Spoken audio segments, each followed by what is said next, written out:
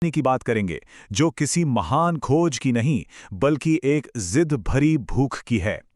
एक ऐसी भूख जिसने एक इंसान को मौत के समंदर में उतरने पर मजबूर कर दिया और हमेशा हमेशा के लिए दुनिया का नक्शा ही बदल दिया। ये भूख थी मसालों की। तो सवाल ये है भाई, मसालों में ऐसा क्या था कि कोई उनके लिए अपनी जान तक दांव पर लगा दे? इसका जवाब मिलता है 15वीं सदी के यूरोप में, जहां खाने की मेजों पर हर चीज एकदम बेस्वाद थी। जरा सोचकर देखिए, यूरोप की वो ठंडी लंबी रातें और खाने में सिर्फ नमक लगाकर सुखाया हुआ या फिर पानी में उबाला गया बेजायका गोश्त। अब इस खाने को सड़ने से बचाने और उसमें थोड़ी जान डालने के लिए उन्हें किसी जादू की जरूरत थी, और वो जादू था भारत के मसालों में काली मिर्च, लौंग और दालचीनी। लेकिन यहां एक बहुत बड़ी दिक्कत थी। भारत से यूरोप तक मसालों के जितने भी जमीनी रास्ते थे, उन पर अरब और उस्मानियत सल्तनत का कब्जा था। वो मसालों को सोने के भाव बेचते थे, और जब ये रास्ते पूरी तरह से बंद हो गए तो यूरोप के राजाओं, खास तौर पर पुर्तगाल और स्पेन को बस एक ही उम्मीद दिखी, एक अनजान खूंखार समंदर। देखिए, ये बेचैनी कई दशकों से सुलग रही थी। एक तरफ अरब व्यापारी अपनी मनमानी कर रहे थे और दूसरी तरफ अब जमीन का रास्ता भी बंद हो चुका था। बार्थोलोम्यू डियाज नाम के एक नाविक ने हिम्मत तो की, लेकिन अफ्रीका के दक्षिणी छोर पर समंदर ने उसे ऐसा डराया कि वो मौत के मुंह से वापस भाग आया। ये एक नाकाम कोशिश थी जिसने समंदर के खौफ को और भी बढ़ा दिया। लेकिन पुर्तगाल के राजा के दिल में मसालों की वो आग वो अभी बुझी नहीं थी। डियाज की नाकामी के ठीक 10 साल बाद दरबार में एक ऐसे शख्स को पेश किया गया जिसकी रगों में खून नहीं बल्कि समंदर को जीतने का जुनून दौड़ता था, और उसका नाम था वास्को द गामा। राजा ने उससे बस एक सवाल पूछा, क्या तुम वो कर पाओगे जो डियाज नहीं कर पाया?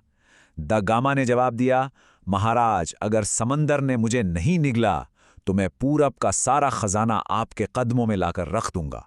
बस इसी एक वादे के साथ इतिहास के सबसे खतरनाक और दुस्साहसी सफर की नींव रखी गई। 8 जुलाई 1497। लिस्बन का बंदरगाह लोगों से खचाखच भरा हुआ है, लेकिन वहां कोई जश्न नहीं हो रहा। लोग रो रहे हैं, छाती पीट रहे हैं।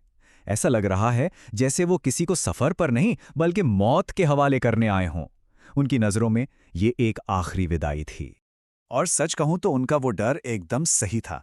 जैसे ही जहाज खुले अटलांटिक में पहुंचे, समंदर ने अपना वो रूप दिखाया जिसकी सिर्फ कहानियां ही सुनी गई थीं। अब उनके सामने एक नहीं, 3 दुश्मन खड़े थे, और तीनों का नाम था मौत। सबसे पहले तो थे वो भयानक तूफान। लहरें इतनी ऊंची कि जहाज कागज की नाव की तरह हवा में उछल रहे थे। फिर जहाज के अंदर से एक खामोश दुश्मन ने हमला किया, स्कर्वी। ताजे खाने की कमी से नाविकों के मसूड़े गलने लगे, दांत टूटकर उनके हाथों में आ जाते थे। देखते ही देखते जहाज एक तैरता हुआ ताबूत बन गया। अब जो नाविक बच गए थे, उनका भी हौसला पूरी तरह टूट चुका था। उन्होंने दगामा के सामने हथियार डाल दिए, गिड़गिड़ाने लगे, कप्तान, बस बहुत हुआ, हमें कोई भारत नहीं चाहिए, हमें बस अपने घर जिंदा लौटना है। लेकिन वास्को द गामा वो किसी और ही मिट्टी का बना था। उसने अपनी तलवार निकाली और जहाज पर दिशा बताने वाले जितने भी नक्शे और उपकरण थे, सबको उठाकर उफनते समंदर में फेंक दिया। और फिर वो गरज कर बोला, अब लौटने के सारे रास्ते बंद हो चुके हैं। या तो हम भारत की जमीन पर कदम रखेंगे या फिर ये समंदर हमारी कब्र बनेगा। कहते हैं ना, इस पागलपन के आगे शायद समंदर ने भी घुटने टेक दिए। महीनों बाद वो अफ्रीका के उसी दक्षिणी सिरे पर पहुंचे जहां से डियाज डरकर भागा था। तूफानों का अंतरीप। हफ्तों तक मौत से लड़ने के बाद एक सुबह तूफान थम गया। द गामा ने मौत के उस दरवाजे को पार कर लिया था, और उस जगह का नाम हमेशा के लिए बदल गया, केप ऑफ गुड होप, यानी उम्मीद की एक नई किरण। तो अब वो एक नए महासागर में थे, हिंद महासागर। लेकिन मंजिल अभी भी एक पहेली की तरह थी।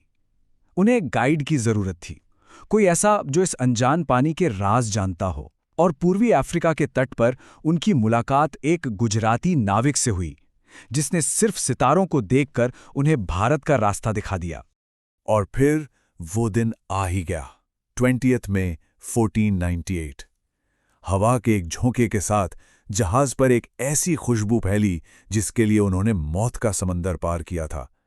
चंदन, इलायची और काली मिर्च की वो नशीली महक जो बता रही थी कि मंजिल ठीक सामने है।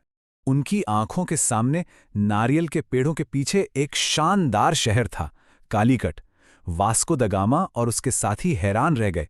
वो तो सोच रहे थे कि कोई पिछड़ी गरीब दुनिया होगी, लेकिन कालीकट, वो तो उस वक्त दुनिया के सबसे अमीर व्यापारिक केंद्रों में से एक था। जब द गामा की मुलाकात वहां के राजा जामोरिन से हुई तो ये फर्क और भी ज्यादा साफ हो गया। द गामा ने तोहफे में कुछ ऊनी टोपियां और पीतल के बर्तन पेश किए। ये देखकर जामोरिन के दरबारी अपनी हंसी नहीं रोक पाए, जो खुद सोने, रेशम और हीरों से लदे हुए थे।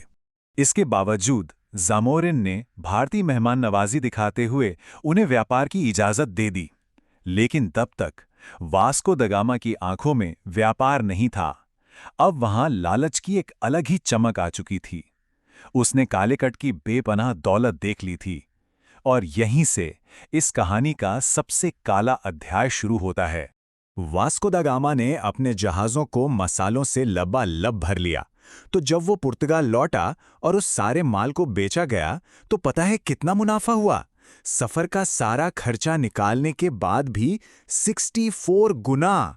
अब ये जो 64 गुना मुनाफे की खबर थी ना, ये पूरे यूरोप में किसी जंगल की आग की तरह फैली। स्पेन, हॉलैंड, फ्रांस, ब्रिटेन, हर मुल्क के राजा की रातों की नींद उड़ गई। भारत पहुंचने के लिए एक अंधी दौड़ शुरू हो गई। समंदर में जहाजों का एक तूफान सा आ गया और सबकी जुबान पर बस एक ही नाम था, भारत।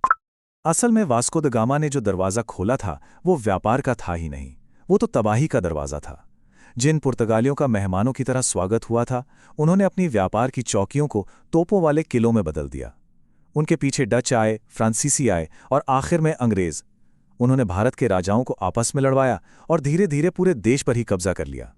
ये एक बहुत कड़वा सच है कि जिस सफर को यूरोप अपनी सबसे महान खोज मानता है, वही सफर भारत के लिए सदियों की गुलामी और लूट की एक दर्दनाक शुरुआत बना। व्यापार के नाम पर शुरू हुआ यह खेल दुनिया के सबसे अमीर देशों में से एक की बर्बादी पर जाकर खत्म हुआ। लेकिन आखिर में एक सवाल तो रह ही जाता है, क्या भारत को कोई खोज सकता है? वास्को द गामा ने भारत तक पहुंचने का एक समुद्री रास्ता खोजा था, देश नहीं। क्योंकि भारत सिर्फ जमीन का एक टुकड़ा नहीं है, इससे कोई खोज नहीं सकता। ये तो वो सनातन सच्चाई है जो हमेशा से थी, है और हमेशा रहेगी।